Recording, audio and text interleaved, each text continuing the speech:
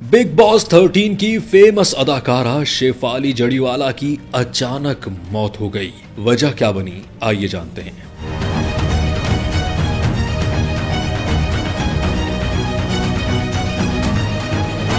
भारत की मशहूर reality show big boss season 13 से शोहरत हासिल करने वाली भारतीय अदाकारा और मॉडल शेफाली जड़ीवाला 42 साल की उम्र में इंतकाल कर गईं। रिपोर्ट्स के मुताबिक अदाकारा शेफाली को गुज़िश्ता रात अचानक दिल का दौरा पड़ा, जिसके बाद उन्हें उनके शोहर पराग त्यागी अंधेरी के हॉस्पिटल लेकर पहुंचे, जहां उन्हें डॉक्टरों ने मुर्दा करार दे दिया। 2000 की दहाई के अवाइल में मशहूर म्यूजिक वीडियो कांटा लगा से शोहरत की बुलंदियों पर पहुंचने वाली शेफाली सोशल मीडिया पर काफी सरगर्म थीं, जहां वो अपनी कीमती यादों को फैंस के साथ शेयर करना बेहद पसंद करती थीं। और अब उनकी अचानक मौत से जहां इंडस्ट्री में गम की लहर दौड़ गई है, वहीं अदाकारा के फैंस भी इस सानहे को कबूल नहीं कर पा रहे।